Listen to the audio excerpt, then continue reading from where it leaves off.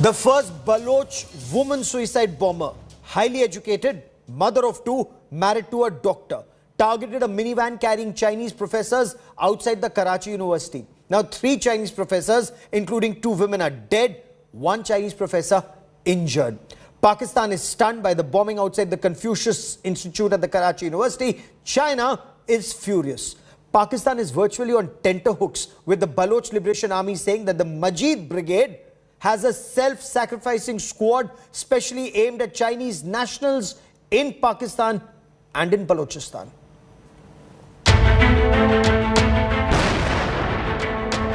Hours after this 30-year-old Baloch woman blew up a Toyota minivan, killing 3 Chinese language professors at the Confucius Institute at the Karachi University, a chilling warning on camera from the Baloch Liberation Army warning China to leave Balochistan. This warning to China and Pakistan was also given by our leader, General Aslam Baloch, but China failed to pay heed. We once again make it clear that Gwadar and the rest of Balochistan belong to Baloch. It's our duty to protect our land and sea. The Baloch Liberation Army claimed responsibility for the suicide bombing, saying it marked a new phase in Baloch resistance. A special unit in Majid Brigade has been formed, particularly to attack Chinese officials and its installations in Balochistan. President Xi Jinping, you still have time to quit Balochistan, or you will witness a retaliation from Baloch sons and daughters that you will never forget. The Baloch Liberation Army also released a long statement giving details of the first Baloch woman suicide bomber. The statement said that the suicide bomber's name was Shari Baloch and that she was pursuing her MPhil after completing her master's degree in zoology and master's in education.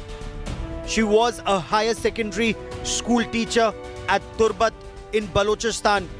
She was married to Dr. Haibatan Bashir Baloch, a dentist, and had 2 children aged 8 and 5 years. The Baloch Liberation Army in a statement claimed that Shari Baloch had joined the Majid Brigade's self-sacrificing squad 2 years ago. Since she was a mother of 2 children, she was given the option to withdraw and join another unit, but she reportedly insisted she wanted to be a member of the suicide squad. Pakistan's Prime Minister Shahbaz Sharif has promised swift investigation and action against those involved. Condolences to the government of China and the people of China, and convey our sincere sympathies to the bereaved families. I want to assure you, on my behalf and on behalf of the government of Pakistan and the people of Pakistan, that we will hunt down these perpetrators, culprits, killers, and will not rest until we have caught them and given them exemplary punishment. China has reacted strongly to the killing of the director of the Confucius Institute, Karachi, and 2 other Chinese professors, and 1 being injured in the suicide attack. China demanded the strongest possible legal and penal action against those involved in the terror strike. 恐怖主义是全人类公敌，中国人的血不会白流。中方坚定支持巴方反恐努力，将同巴方一道全力追凶，让幕后黑手受到正义严惩，付出沉重代价。 The Baloch Liberation Army wants China to vacate the Gwadar port and stop exploiting resources in Balochistan. This after China has invested close to $60 billion in the China-Pakistan Economic Corridor, a part of China's ambitious Belt and Road Initiative or BRI project. This is the second major strike on Chinese workers in Pakistan in the past 2 years. In July 2021, 9 Chinese engineers were killed in a terror strike at the Dasu Dam project. China has warned Pakistan to ensure its citizens are not sacrificed in vain and that the guilty are punished. Bureau Report, India Today. What would drive a highly educated mother of two to become a suicide bomber? Was this a desperate attempt to put Balochistan on center stage? Is the China-Pakistan economic corridor in dire straits? Joining me on India First is Mehran Marri. He's a Baloch representative at the United Nations and the European Union. Mona Alam is a senior Pakistan television journalist, and Lieutenant General Syed Ata Hasnain is former Kashmir Corps commander and a keen Pakistan watcher. But Mehran, if I may, what is your understanding of Shari Baloch's actions? What would drive a highly educated mother of two to become a suicide bomber, sir? So it's an example, an explicit example of the failure of the international community to address the Balochistan issue. For the past 20 years, we've been taking this issue to the United Nations Human Rights Council, and they have blocked most people, including myself, from expressing our views and the solutions to this occupation and the exploitation of Pakistan and China of the Baloch land. So it is the making of the Chinese and the Pakistani establishment what has happened here with Shari Baloch, what she did. Okay. It's an act of desperation, and I think she wanted to send a very clear message to the Chinese that China has been very aggressive and very arrogant about its approach and its activities in Balochistan. As much as we've tried to highlight and tried to warn China that it should consider the aspirations of the Baloch people, of the native people, but they have chosen to be partners with the occupiers, with the Punjabis. Okay. Mona Alam, has Shari Baloch put Pakistan Army's atrocities in Balochistan on the global center stage? If the grievance or the complaints were against the army or the country's establishment, I don't get the point of killing and attacking innocent citizens at the helm of it or at the behest of it. I see this as an act of terror, and it is nothing but an act of terror from an educated individual, which is a rather sorry display of letting a know to the world. When we're talking about the United Nations stance on Balochistan, I don't see that there has been any resolution which claims that Balochistan is a disputed territory. But I do think that there are some genuine grievances of the Baloch nationals, which may have been there and which are indeed there. They've also been brought up by Baloch leaders, by Baloch Sardar clans multiple times, and most of the representatives of Baloch are now members of the federal cabinet of the government, the present government, new government under Prime Minister Shehbaz Sharif. Okay. It comprises of multiple such members from the Baloch community. But I don't know why they're failing to actually walk the talk when it comes to addressing those grievances. But this is no way, I'm sorry, to address those grievances or to put up those complaints to any forum at all, because they're attacking innocent civilians. What did those Chinese teachers do? What was their fault? Did they kill Baloch? Did they take away their rights? No. They were just there. They were rather pursuing a moral cause of teaching children. And this is what the suicide bomber ironically did herself. She too, I believe, was a teacher and a mother of two. And that too could not stop her from blowing herself apart into mince. So that's a very sorry display of humanity, and I don't know what else to call it. General Hasnain, Shari Baloch was pursuing her MPhil. She'd completed her master's degree, MSc in zoology, master's in education, MEd, teaching at a higher secondary school, mother of two, wife of a dentist, and a suicide bomber. What do you make of this? See, Gaurav, there's no doubt that, first of all, I don't support any act of terrorism anywhere, whether it's any part of the world. But having said that, I also say this is an act arising out of the sentiments and emotions of subnationalism.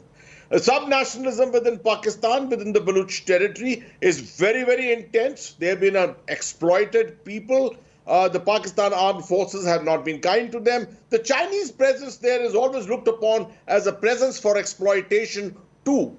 Whenever these kind of sentiments arise, a nation normally takes steps to ensure that some kind of a balm is put on these wounds. That doesn't seem to be going as far as the Pakistanis are concerned. The Chinese side too. They are in there, they've invested a lot of money, but it doesn't seem that that investment of money is reaching anywhere near in terms of welfare of the Baloch people, something good for the Baloch people. With all this happening, obviously the sentiments of subnationalism are rising higher and higher, and this is the kind of passion which is a result of that. Mehran Baloch, the Majid Brigade claims they have a special self-sacrifice or suicide squad comprising hundreds of men and women, specially to target Chinese investments and nationals in Balochistan. Is this an empty threat? I think the scale, scope, and the intensity of the human rights violations being committed by the Pakistani military and its intelligence agencies is so great that the Baloch have come to this desperate act of self-sacrifice. I totally agree with the rest of the speakers. It's not acceptable, and we have to condemn these acts. But you have to understand the desperation of these people. For example, somebody like Shari, at her intellectual level, she was not a black widow, she was not affected. She was a middle-class, self-sufficient, educated lady. If she came to the conclusion of sacrificing her life for her country, can you imagine what she had witnessed? She lives in Pakistan. She must have witnessed these human rights violations and the gross conduct of the Pakistani military against the Baloch population, that she came to the conclusion that this is the only thing she could do to help the people, which I don't think is right, but that's what she thought. Mona Alam, would the Pakistan Army look at the Majid Brigade as an empty threat, or is there a major threat now to Chinese nationals and interests across Pakistan? Yes, it is a major threat to all Chinese across Pakistan, because this isn't the first of its kind. We've seen similar attacks in 2018 on the Chinese consulate in Karachi. Then we saw one on the Dasu site, hydropower project site, that was, I think, in 2019 or 2020, if I recall correct. 2021, so, July 2021. Yeah, 2021, you're right. So, this is not the first of its kind. We've been witnessing multiple such attacks, and I think this comes as a major challenge to the new Prime Minister, newly elected and sworn as the Prime Minister of Pakistan, Shehbaz Sharif, because he's been talking a lot and he's been supporting Chinese and China-Pakistan economic corridor since day one. It was his brother's last tenure when the CPEC actually started or initiated here in Pakistan. So, he has a lot of political weight on himself to actually do something about it. And Imran Khan at one point in time did upset the Chinese and their leadership when he raised certain suspicions on CPEC, and I think their government also showed certain documents of CPEC to the IMF. So that was a cause of distress between the two. Shehbaz Sharif and his government has to also bridge that gap that has come in from the Chinese side, and also has to address these serious acts of terrorism. And yes, they also need to address genuine grievances of the Baloch, because Shehbaz Sharif has made his first trip as the Prime Minister to Balochistan already, and the leaders of Balochistan whom I've been talking to, they do not seem very optimistic about it. Oh, but absolutely. Yes, on the other hand, for some reason or the other, they're always part of the federal government. Always part of the federal government. Whether it is Imran Khan's government, they're part of it. Whether it is Shehbaz Sharif's government, they're part of it. And yet the people, it's the torture. It's the torture of the common man, woman, and child in Balochistan that seems to drive these people to this limit. General Hasnain, there are thousands of Chinese nationals working on the China-Pakistan economic corridor across Pakistan, and not just in Balochistan. Will a woman suicide bomber encourage more to follow in her footsteps? Has the threat to China and the CPEC increased manifold in your appreciation? Absolutely, Gaurav. My experience of observing suicide terrorism from the Middle East right across South Asia has always been that one such act always inspires many such acts. Obviously, this has been something in the waiting for fairly long. What we learn from the statements of the Baloch Liberation Army is that this woman was also given a chance to actually exit this whole process, but she decided to stay put there. That's an inspirational story. And this is not something to do with the ideology. It's all got to do with subnationalism. And therefore, I do expect, that I do anticipate that this will give rise to much more. And it's important to remember that you can defend yourself against terrorism, but defending yourselves against suicide terrorists is something very, very difficult. And this is something which is likely to be a thorn in the side of Sino-Pakistan relations in the near future. Mehran Baloch, is this a major setback to China-Pakistan economic corridor in your appreciation? Baloch Liberation Army wants China to actually pack up, leave not just the Gwadar Sea to Balochistan, they want them to leave entire Balochistan. Now, in your appreciation, what is it that they're genuinely looking at? Better governance, more say in governance, bigger access to resources, or do they want independence of Balochistan from Pakistan? So is that question to me? Yes. The interesting thing is that since our occupation on the 27th of March 1948, the world, and in particular Pakistani establishment, has not taken us seriously. In the 50s, my father was a politician and he was a nationalist. We were asking for equal rights as a Pakistani citizen, never mind the independence question. 60s, 70s, 80s, 90s, comes to 2000, the Baloch have been pushed to ask for independence now. They will not settle for anything less than independence because Pakistan is not serious. Whenever the new government is elected and comes with Agaz-e-Hukuk Balochistan, some little peanuts for the puppet leaders they have over there. As the lady earlier said, in the federal government, they always, of course, you have the puppets of the establishment who are always with the government. They're the token rubber stamp Baloch leadership to confuse the world that the Baloch are with us, or the Baloch leadership is present in the country. No, either you've killed most of the leadership or they're in exile. So the real leadership does not exist over there. And another thing, to run a parallel with Ukraine. How come Pakistan's occupation of Balochistan is justified just because 75 years have passed? And Ukraine's occupation is such a big deal all over the world. We're exactly in the same situation as Ukraine. And we want the world to wake up. If you want, this is a consequence of the world's ignorance and short-sightedness and world's blindness to our cause. Okay. We're not allowed to speak on international forums. Therefore, you will end up with desperate people taking desperate action against this occupation. Desperate people taking desperate action. Mona, CPEC in trouble in your appreciation? First, the targeting of the Chinese engineers, as you rightly pointed out, at the Dasu Dam in July 2021. That, of course, was by the Tehreek-e-Taliban Pakistan. Now, Chinese professors being killed at the Karachi University. Can Pakistan Army or the security forces, even if you raise two divisions, can they protect the entire CPEC, or will there have to be a different approach now? Look, they have made a certain unit to protect CPEC, but I think it goes beyond it because the demands are political in nature.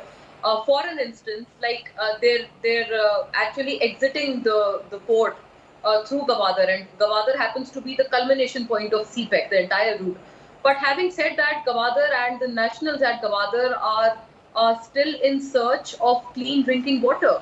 There is this basic problems of sanitation there. There is this basic scarcity of water, basic necessities and resources. Those are the things which are scarce, and they've been promised that, you know, once CPEC and the Chinese investment comes in, then we'll be in a better position to give you those facilities. Of course, this is a genuine demand, and we as Pakistanis stand by this demand for all our Baloch brothers and sisters. But Balochistan, yes, if I look at it in this context, that BLA demands a separate homeland and they want an independence from Pakistan, yes, this is what BLA demands. But in all my knowledge and in all my honesty, there is no such resolution which says that Balochistan is a disputed territory. Balochistan is rather an integral part of Pakistan. But I think, yes, we've come very late. We've gone past time to address their genuine grievances. This yes. I do acknowledge. But one more thing which is a part of the problem is the fact that genuine representatives of Balochistan are in the government. And you know, that's your internal politics, but the fact remains, if Baloch people are being thrown off helicopters by the Pakistan army, if they are being burnt alive or burnt with coal tar, the kind of reports that seem to emerge from Balochistan, that clearly is horrifying. But General Hasnain, what does this mean for China-Pakistan Economic Corridor? There have been a series of attacks on Pakistani security forces in Balochistan. Pakistan army is fighting at the Afghanistan border. It's fighting in Balochistan. It's facing challenges elsewhere. What does this mean for BRI now? See, Gaurav, internal security will remain a challenge for Pakistan for fairly long. You find that in all its territories within, you are finding these problems. You had with the Operation Zarb-e-Azb, if you remember, yes, against the Tehreek-e-Taliban. Pakistan was something which took up almost one-third of the Pakistan army for a period of 2 to 3 years. So it's a question of how far does these kind of actions by the Baloch Liberation Army, how far do they actually go?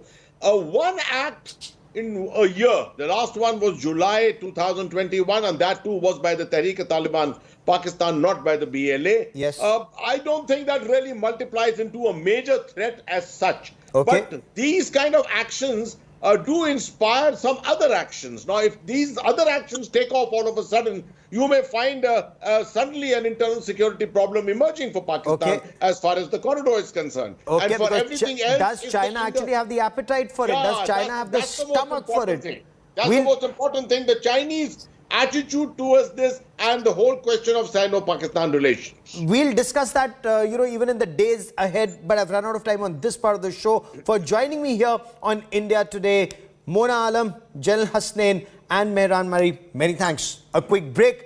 Business Today comes up next with Abha Bakaya. Stay with us.